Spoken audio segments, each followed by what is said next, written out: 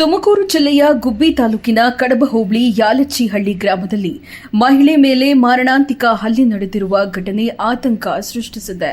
ಯಾಲಚ್ಚಿಹಳ್ಳಿ ಗ್ರಾಮದ 30 ವರ್ಷದ ಪೂಜಾ ಎಂಬ ಮಹಿಳೆ ತಮ್ಮ ಮಗ ಹಾಗೂ ಮಗಳನ್ನ ಖಾಸಗಿ ಶಾಲೆಯ ವಾಹನಕ್ಕೆ ಬಿಟ್ಟು ಮನೆಗೆ ಮರಳುತ್ತಿದ್ದ ವೇಳೆ ತನ್ನ ಚಿಕ್ಕಪ್ಪ ರವೀಶ್ ಎಂಬಾತ ಮಚ್ಚಿನಿಂದ ದಾಳಿ ನಡೆಸಿದ್ದಾನೆ ಎಂದು ಕುಟುಂಬದವರು ಆರೋಪಿಸಿದ್ದಾರೆ.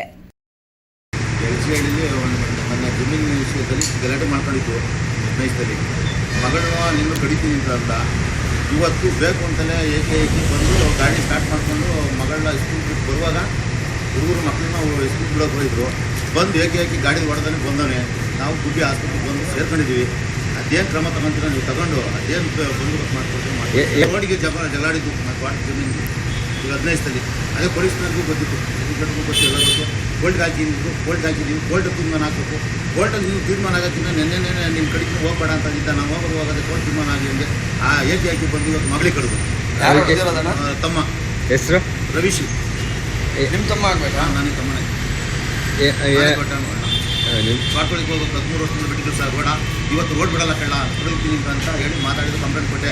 ಕಂಪ್ಲೇಂಟಲ್ಲಿ ಬಂದು ಅವ್ರು ಯಾಕೋ ಕ್ರಮ ತಗೊಳ್ಳಿಲ್ಲ. ಏನೇ ಅಲ್ಲಿ ಕೋರ್ಟ್ಗೆ ಹೋದ್ರೆ ಕೋರ್ಟ್ ತೀರ್ಮಾನ ಆಗುತ್ತೆ ಹೋದ್ರೆ ಅದು ಕೋರ್ಟ್ಗೆ ಹಾಕಿದ್ದೀನಿ. ಕೋರ್ಟ್ಗೆ ಹಾಕಿ ಇನ್ನೂ ತೀರ್ಮಾನ ಆಗಿಲ್ಲ. ಇವತ್ತು ಹೇಗೆ ಮಗಳು ಏಟ್ ಎಲ್ಲಿಗೆ ಬಿದ್ದಿದೆ?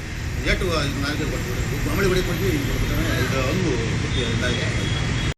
ರಸ್ತೆ ವಿಚಾರವಾಗಿ ಕಳೆದ ವಾರದಿಂದಲೇ 2 ಕುಟುಂಬಗಳ ನಡುವೆ ಗಲಾಟೆ ನಡೆಯುತ್ತಿದ್ದು, ಇದೇ ದ್ವೇಷದ ಹಿನ್ನೆಲೆ ಈ ಹಲ್ಲೆ ನಡೆದಿದೆ ಎಂದು ಪೂಜಾರವರ ತಂದೆ ಹೇಳಿಕೆ ನೀಡಿದ್ದಾರೆ.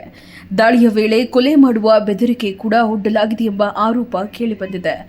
ಗಂಭೀರವಾಗಿ ಗಾಯಗೊಂಡ ಪೂಜಾರವರನ್ನ ತಕ್ಷಣವೇ ಗುಬ್ಬಿ ಸಾರ್ವಜನಿಕ ಆಸ್ಪತ್ರೆಗೆ ದಾಖಲಿಸಲಾಗಿದ್ದು, ತುಟಿಗೆ ಸುಮಾರು 30ಕ್ಕೂ ಹೆಚ್ಚು ಹೊಲಿಗೆ ಹಾಕಲಾಗಿದೆ. ಇತ್ತ ರಸ್ತೆ ವಿಚಾರವಾಗಿ ಈಗಾಗಲೇ ಗುಬ್ಬಿ ನ್ಯಾಯಾಲಯದಲ್ಲಿ ದಾವೆ ಹೂಡಲಾಗಿದ್ದು, ಕಸಬ ಹೋಬಳಿ ಅಮ್ಮನಘಟ್ಟ ಗ್ರಾಮದಲ್ಲಿಯೂ ಇದೇ ರೀತಿಯ ಹಲ್ಲೆ ಘಟನೆ ಇತ್ತೀಚೆಗೆ ನಡೆದಿತ್ತು. ತಾಲೂಕಿನಲ್ಲಿ ರಸ್ತೆ ವ್ಯಾಜ್ಯ ಸಂಬಂಧ ನಿರಂತರವಾಗಿ ನಡೆಯುತ್ತಿರುವ ಘಟನೆಗಳು ಸಾರ್ವಜನಿಕರಲ್ಲಿ ಆತಂಕಕ್ಕೆ ಕಾರಣವಾಗಿವೆ.